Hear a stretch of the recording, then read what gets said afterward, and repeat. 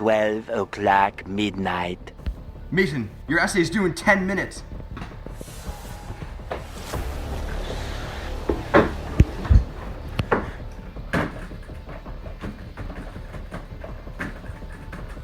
It was at this moment when Mason realized his laptop lid was too floppy to write his essay.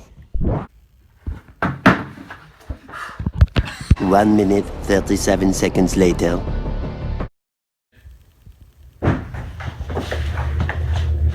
Mason, we have a solution.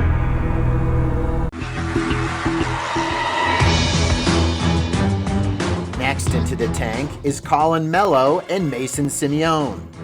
Colin is a dedicated student who is part of the Math, Science, and Spanish Honor Societies. He is in the top 7% of his class, has taken 5 APs in the STEM field, and has been on the high honor roll every quarter since 6th grade. He has taken part in 5 extracurricular activities, such as DECA, where he placed 3rd overall in the state for his event and qualified for the national competition. He is an AP Physics intern with his partner Mason. Mason is a dedicated and hardworking student who has been involved with 2 internships both in and out of the high school. He has been working since he was 14, doing everything imaginable. He has taught himself almost everything about his car and how to work on it. He has also taken part in 4 extracurricular activities. Good evening, Sharks. My name is Colin Mello. And my name is Mason Simeone. I've dealt with a flimsy laptop lid for the past 4 years I've been at this school. There is nothing more aggravating than when you're cranking out an essay and you keep losing your track of thought because your laptop lid won't stay in place. Many teachers force us to keep our cameras on while taking a test to avoid cheating. Now, this becomes a challenge when your computer screen is always facing the ceiling.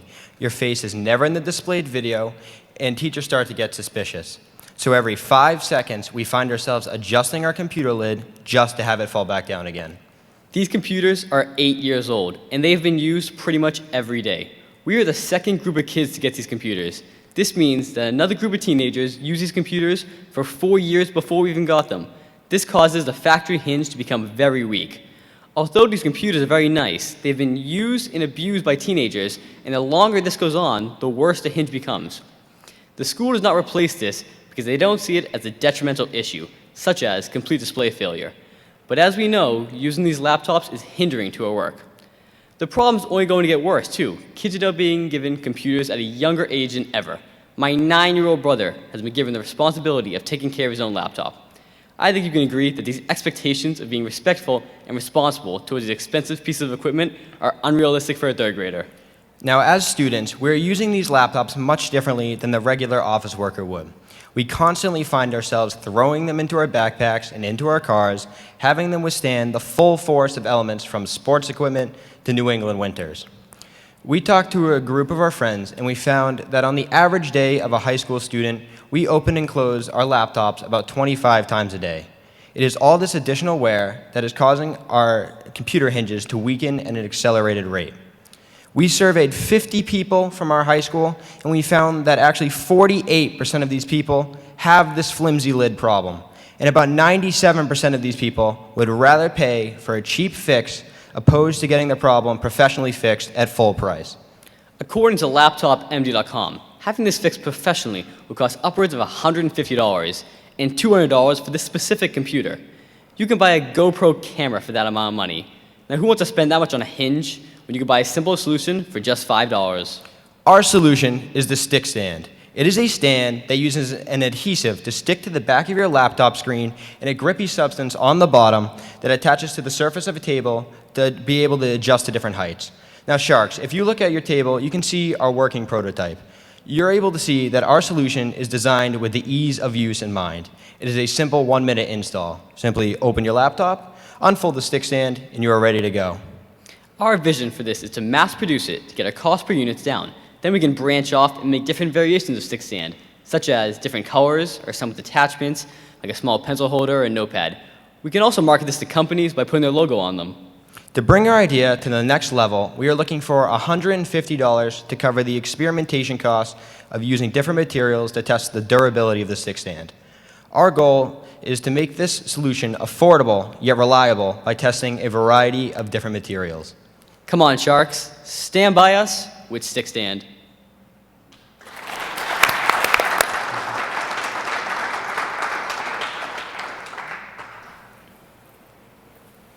So is your goal to actually have a product by the end of the course that you're like selling on Amazon, or? Yeah, hopefully. I mean, we have a working prototype, and in our tests, it's worked pretty well. So we just have to fine-tune it, and then it's ready. It's very interesting, actually. I'm just curious as to whether this is actually the physical size, or is this just a model of what the unit would work? So that is actually like just to get our idea across. Yeah. So with funding, we're trying to do different sizes, different shapes, see what works best. Right, okay, thank you, because laptops come in all sizes. Yeah. And depending on the vintage, all weights. Yeah. And I was assuming this was just for us to hold and touch, Yep, not to. exactly. Yeah. I think it's a great idea. Thank you. How much are you anticipating to actually change the prototype from what you've given us today? Well, we're expecting to make it different for each computer, so more variety. We also have to fine-tune it to get a sticky surface on the back to make it ready to attach to a computer and make it the flap. And with that sticky surface you mentioned, what are your thoughts there? Are you looking for something like a tape type surface that over time is going to become worn out and not be sticky anymore? Yeah, How are you going to navigate that? We hope to work with 3M to get a solid tape that we can easily apply.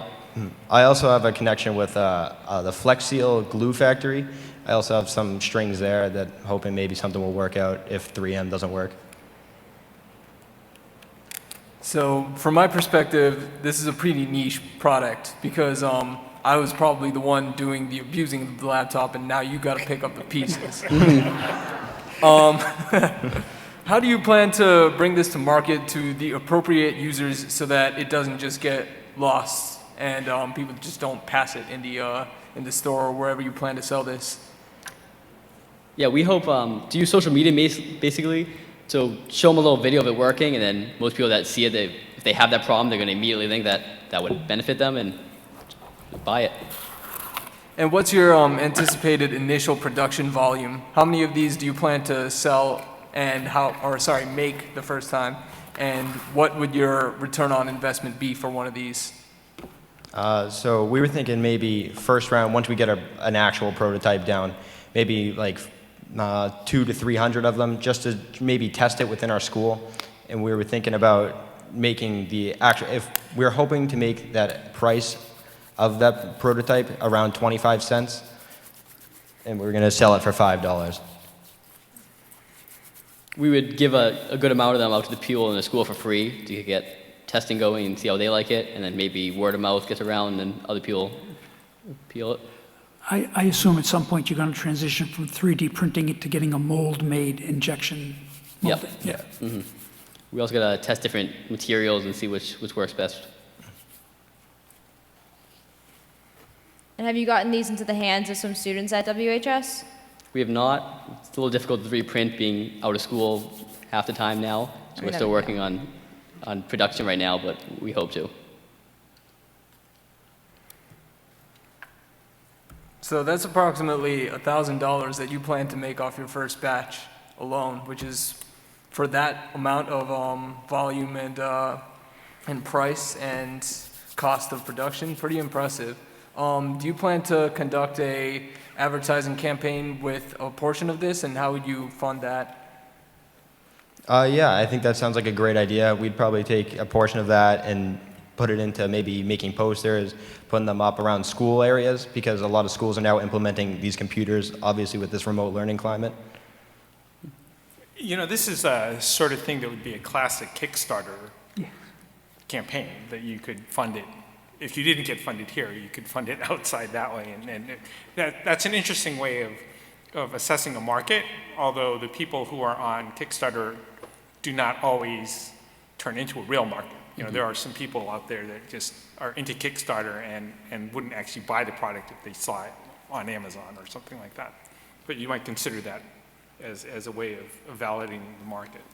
Yeah, definitely. This is definitely a product that it has a specific need, and you're only going to buy it if you Right. realize you have a laptop that's doesn't stay up by itself. So overall, it looks like there's pretty low barriers to entry in terms of making one of these. So if, say, you have this product, what's gonna stop other companies from then all of a sudden making it as well, and then you just becoming a small fish in the sea? We were thinking, well, depending on what our actual prototype becomes, maybe a patent with some sort of shape, or maybe the glue even. If we can figure, maybe with the funding, we can see what we can actually patent and stop other people from ripping it off almost.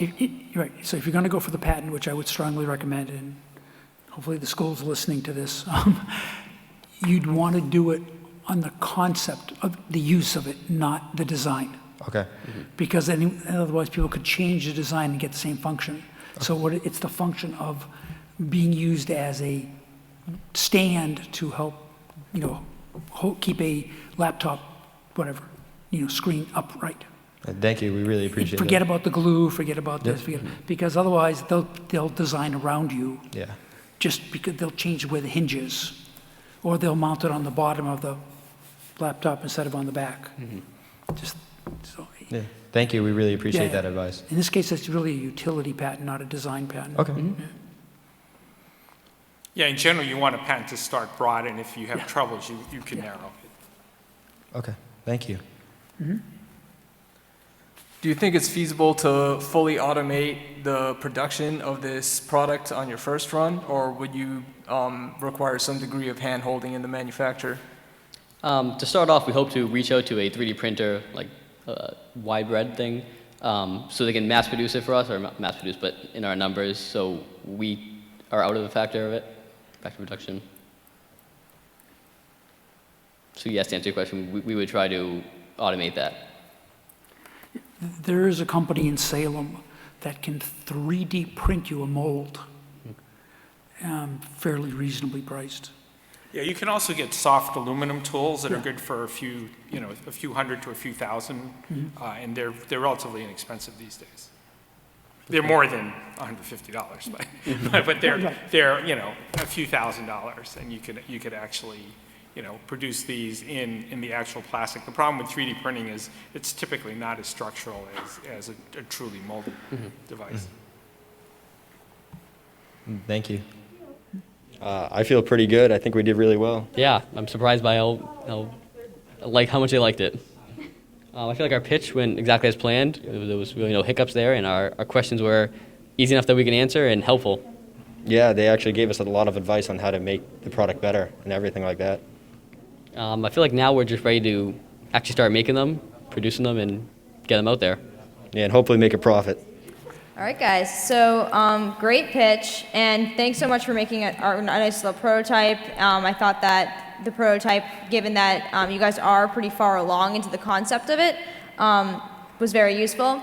I think too that it's definitely something where it's going to be a matter of deciding for you guys like what you really want to get out of your experience here in Capstone. Since you are further along, since there isn't many tech aspects to this, it's going to be much more for you guys like on the business side of things, really figuring out what you want to do or how you want to structure the manufacturing, materials testing, and that studies on that end of the spectrum, more so than doing actual programming. So that's just kind of where you guys are at. I thought overall, great pitch, a cool little device, and as the Sharks mentioned, something that's definitely very Kickstarter-able, so kudos to you on that. I loved the simplicity of this thing. Sometimes some of the greatest ideas are really those that take the least effort. So this has this has very few points where it could fail. It's extremely straightforward. There's demonstrated proof of concept. I really enjoy that, and I wanted to apologize for making you guys have to make this.